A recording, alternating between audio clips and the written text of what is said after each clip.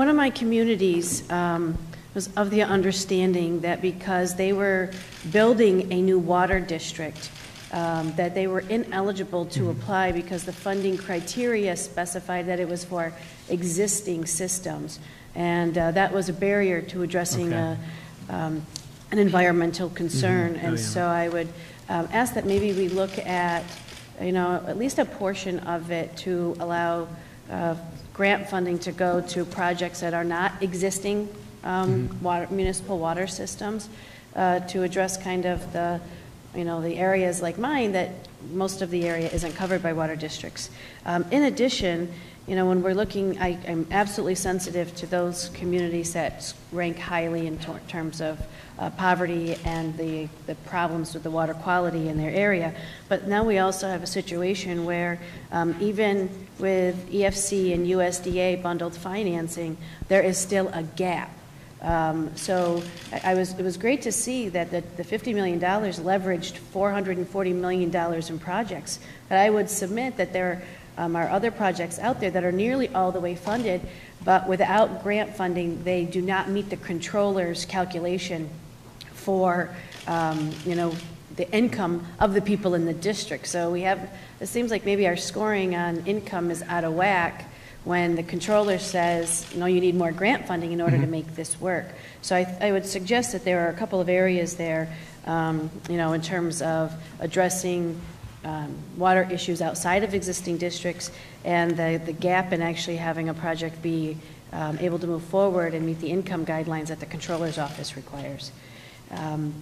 So I would just ask that we take a look at those types of issues, because I have a serious problem in my district, which I know you're aware of, where criteria shifts, even if it was a portion of that money that had those enhanced criteria, would go a long way, and also bring in that additional, that matching funding from other funding sources and open up economic development in many instances. And then secondly, the executive budget proposes increasing the Oceans and Great Lakes Initiatives funding by $9 million to $15 million. I represent the St. Lawrence River Valley, and so all of the beautiful Great Lakes, place. Yes, all the Great Lakes flow right through my entire district, up into Canada and out into the ocean. And so I was just wondering, are there any projects on tap for the Great Lakes area in my region of the state, as it's a beautiful area that we're highlighting with tourism funding, but we also have the issues of invasive species and concern about security and maintaining the environment there. So I just didn't know if there was any further details on what we expect to do there. Yeah, well, the Great Lakes Action Plan, as you know, has been developed over the course of a couple of years. Contemplates significant work both in Lake Ontario and along the St. Lawrence. This line has funded St. Lawrence River Valley projects in the past. We anticipate it will in the future, and will be part of the Great Lakes Action Plan. Thank you very much. Thank you. Thank you. Thank you. Our next speaker is Senator Diane Savino. Thank you, Senator Young. I'm going to try and do this fast. So first, with respect to the issue that Assemblyman Cusick brought up with the Staten Island deer, I just want to add one thing to that. Okay. The Staten Island deer were not Staten Islanders. They were originally from Jersey. They're doing the reverse commute. And recently, two of them decided to take a trip to Coney Island. They swam across the Narrows. They showed up in Brooklyn. And what happened was they were scooped up and delivered back to Staten Island. That's not the way to deal with deer. They were not ours to begin with. So I just want to remind you of that. In addition, our turkey problem. You guys have been great. The turkeys probably will never really go away.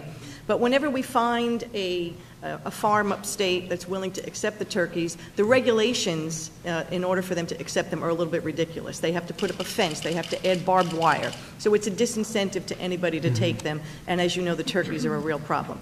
Phragmites, the complaints are not as much as they used to because of the Sandy buyout, but they're still there, and they are a fire hazard in the summertime, so we need to focus on that. And finally, the thing that I'm most concerned about now, you didn't touch on it in your discussion, but the bottle bill. Right now, there are a number of illegal redemption centers in New York City. One of them is in my district. And on any given day, you will see massive truckloads of coming from all over the city and delivering them to this one particular location.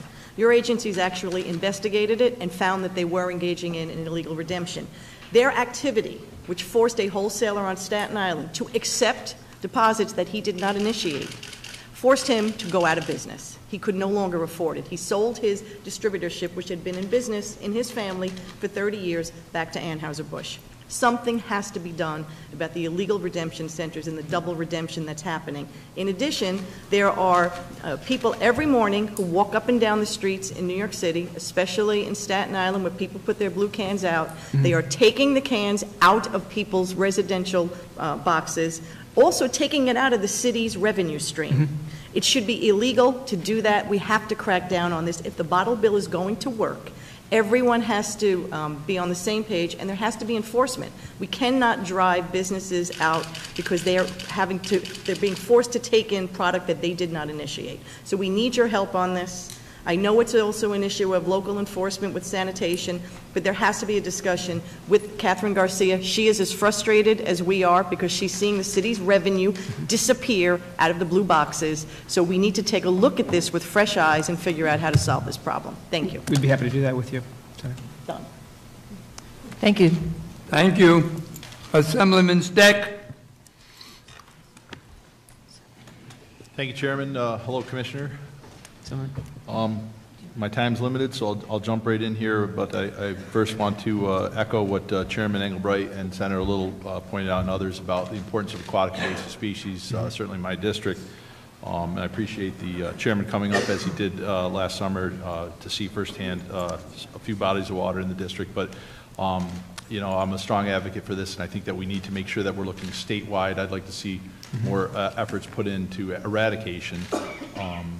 And I think, you know, everyone uses the expression about a rising tide lifting all boats, and I think a statewide approach to this, as opposed to a hunt and peck, you know, whack-a-mole to various bodies of water. While, you know, there's a few that are particular to me. In my district alone, I got dozens and dozens of lakes that most people in the room here may not have heard of, but they're all struggling with aquatic invasives. I think it's an awful lot to put on a local municipality or a homeowners or lake owners association when I think that there's a statewide benefit. So I'd like to see as much funneled into the eradication effort in aquatics as possible. Understood.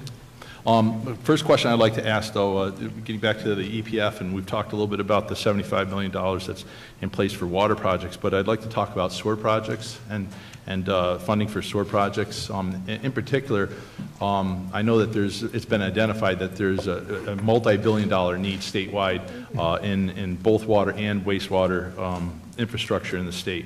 And certainly, as you can imagine, I've got several municipalities that are small municipalities, but they're located in critically environmentally sensitive areas on pristine bodies of water, important national bodies of water like Champlain and Lake George.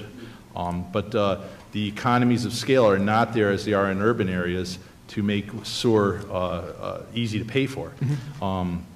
So can you talk a little bit about the funding that is in place for these needs in particular, and bearing in mind that, and can you also confirm that DEC has issued several dozens, my understanding is, consent orders on wastewater projects to municipalities around the state, and that there's a deadline of 2018 to get this work done. Now, I've been told by a few of my communities that is just not achievable with the current financial support that's in place. So either more money or more time on those consent orders would be desirable.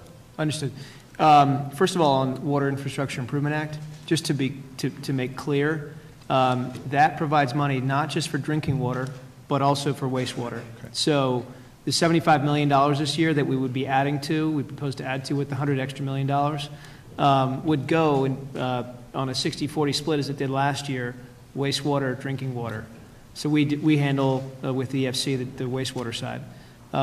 So there is significant money this year to help close the gap that the communities are looking for on financing. Specifically on the wastewater plants that you're talking about that are under consent order, we have unfortunately many consent orders around the state on wastewater. We'd be happy to work with you on the specific municipalities that have issues with those consent orders. We've done that in the past, okay, and found creative ways to accelerate compliance. All right, I appreciate that. In the same vein, and I know no DEC commissioner is going to come here at a budget hearing and say that they need more money than the governor's requested in the budget, but I am concerned that occasionally it seems the state's management approach to new land purchases or just existing state responsibilities is to just maintain the status quo, buy new land and put a padlock across it, and that's the management plan. It's a cheap way to do it, but I'm not sure it's exactly what the residents had in mind, or certainly I don't think it's beneficial in these instances to the localities that have this. But I'm concerned with the department's ability to keep up with maintaining and updating unit management plans in the state land use master plan. As you know, there's a few that are currently ongoing in the Adirondacks.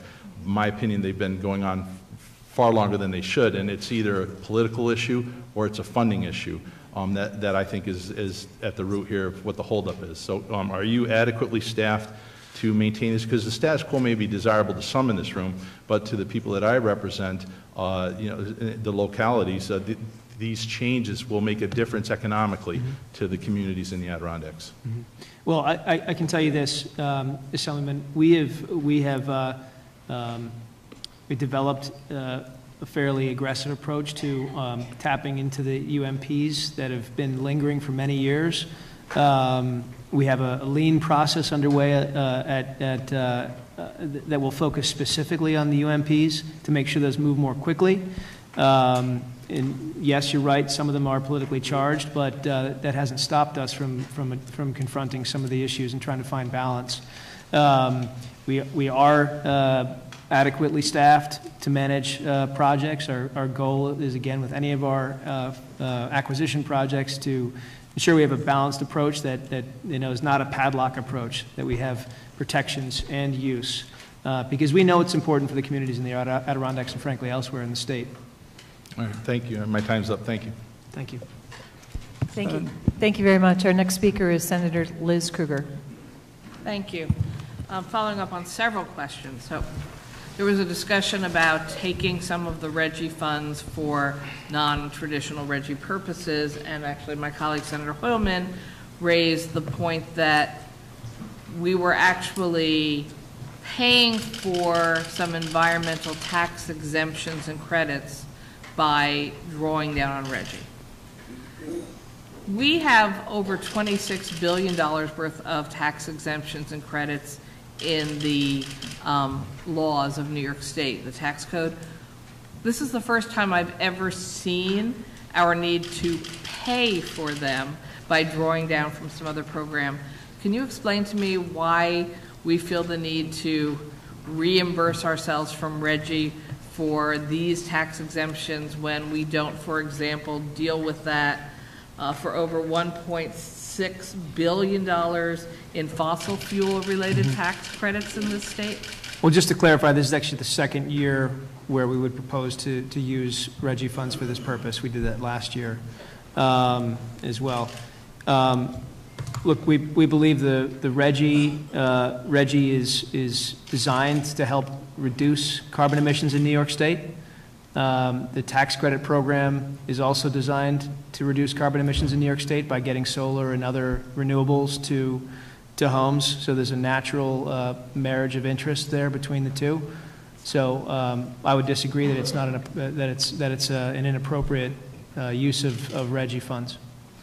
Would you agree with me that it is worth exploring the fact that we are giving out tax credits to the tune of $1.6 billion for fossil fuels, as opposed to this very small amount of tax credits we're giving for environmentally sound models that we want to encourage people to participate in? Well, I can just tell you that the governor has been outspoken recently on the state's desire to transition away from fossil fuels.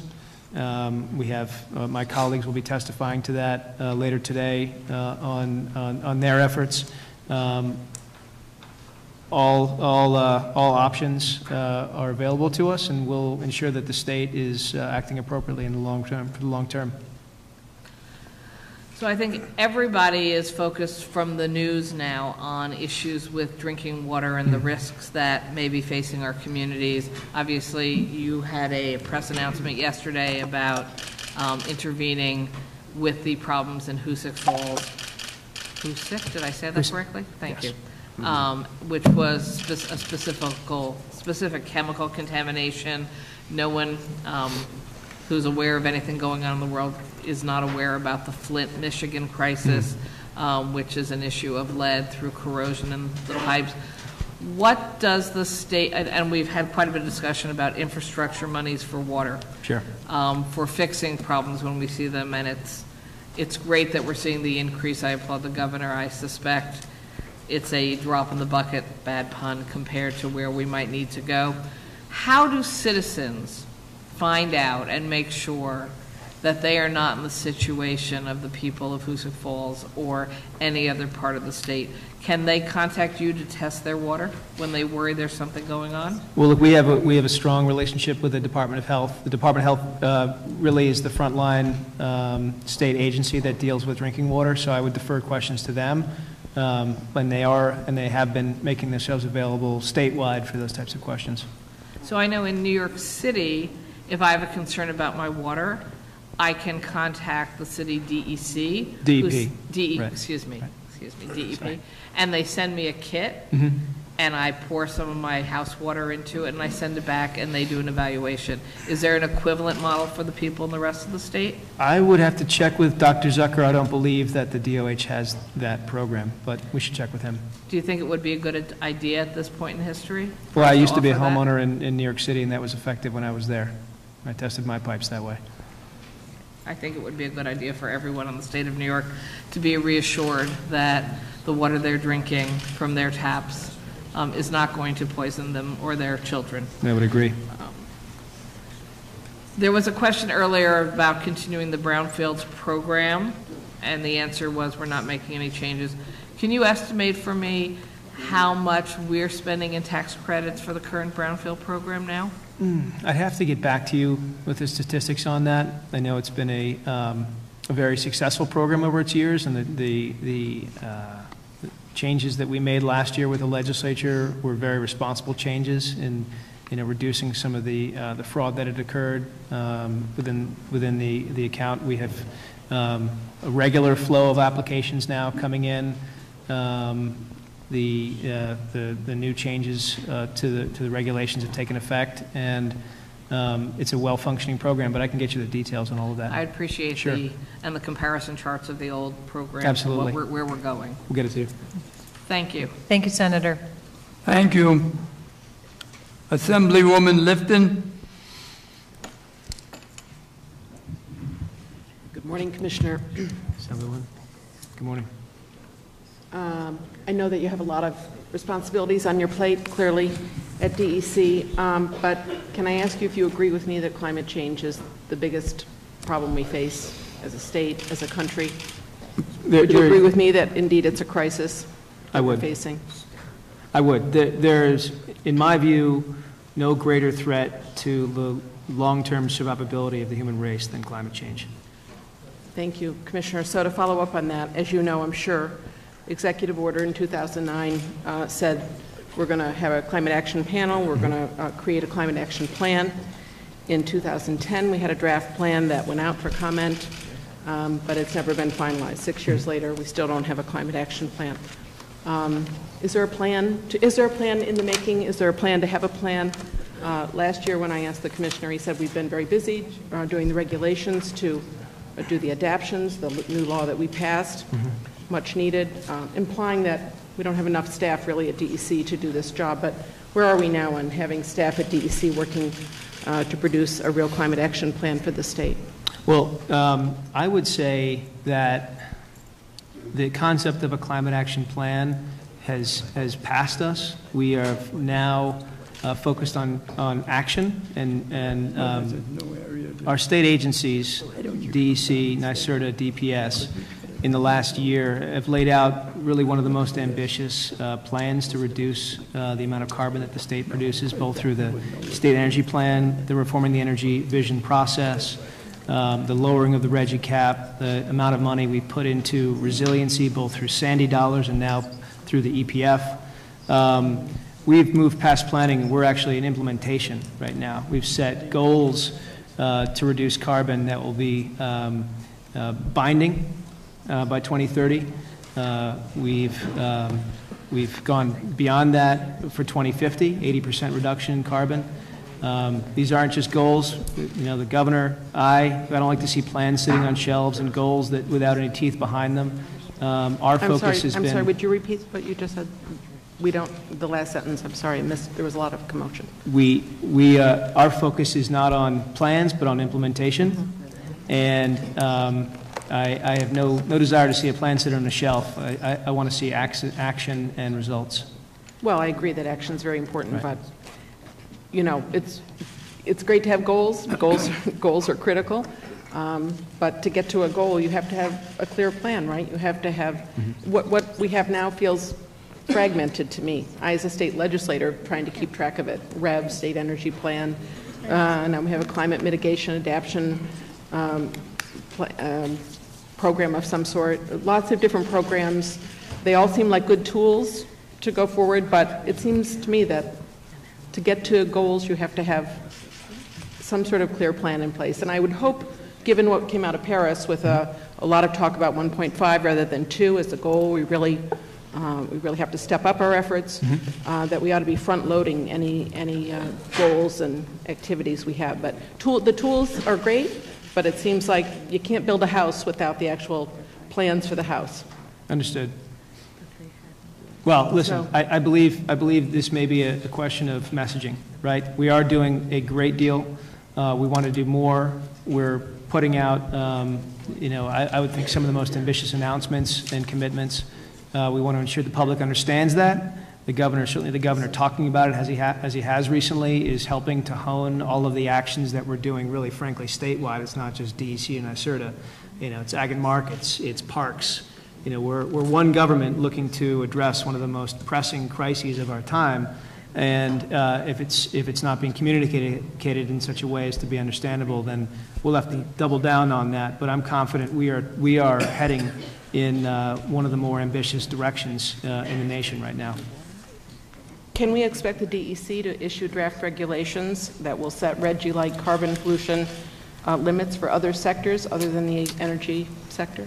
Well, we, as the governor announced when we were with Vice President Al Gore, we are exploring right now linking our carbon markets with other carbon markets. As you might know, California has a similar carbon market system, which is economy-wide. It takes into account transportation, whereas ours does not.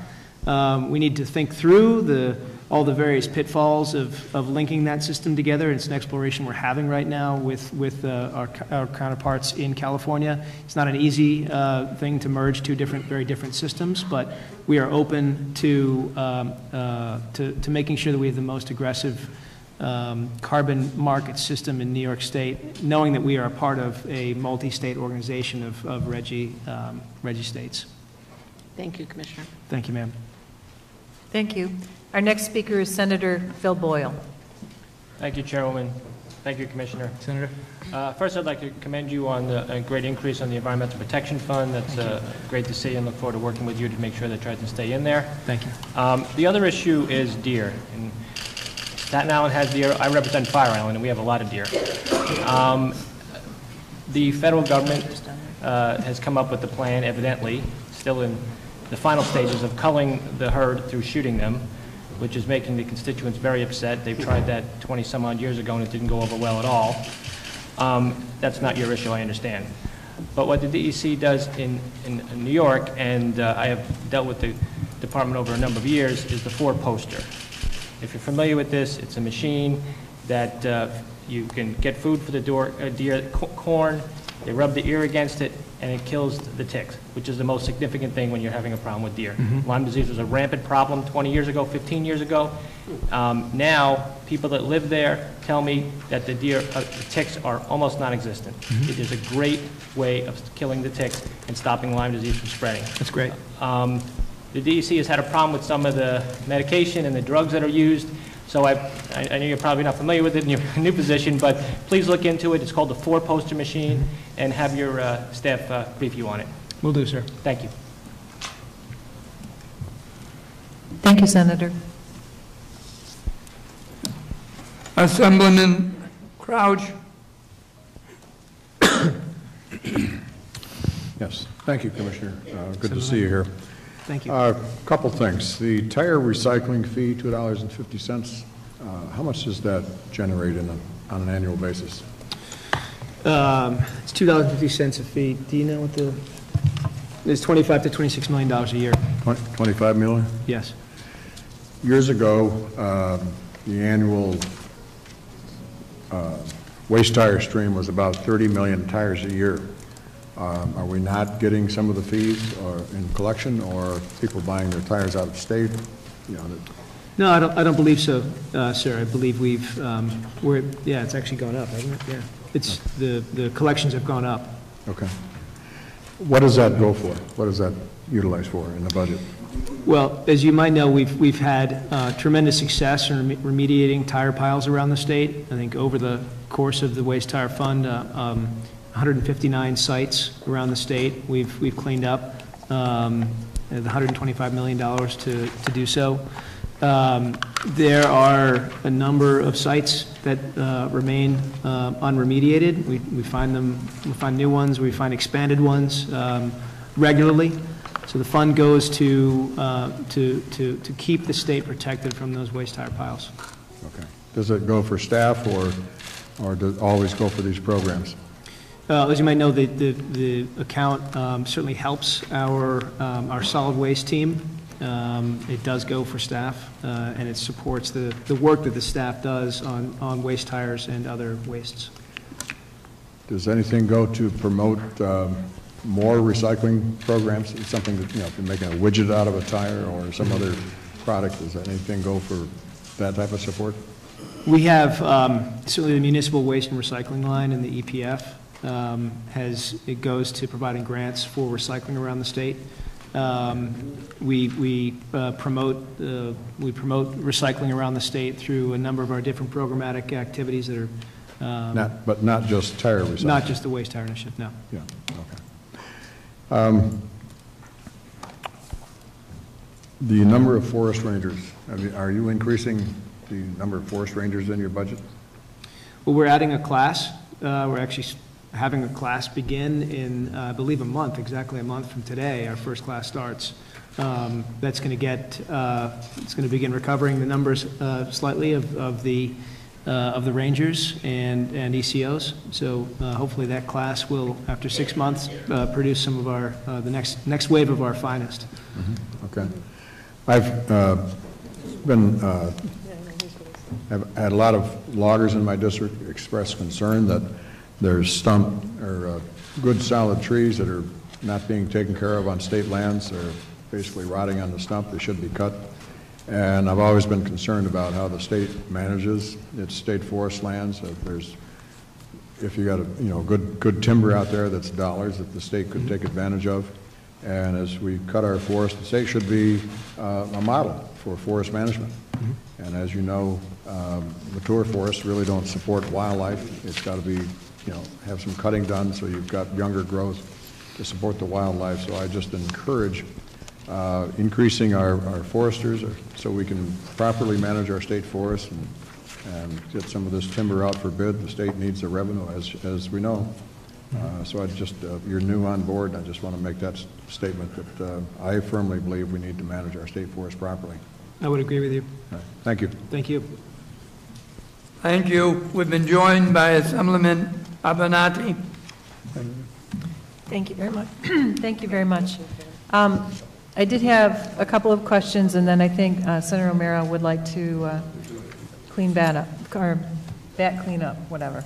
But I did want to ask you about electronic waste recycling, and I know NYSAC, the New York State Association of Counties, has come out and said that they would like to see a $6 million allocation in the budget to deal with electronic waste.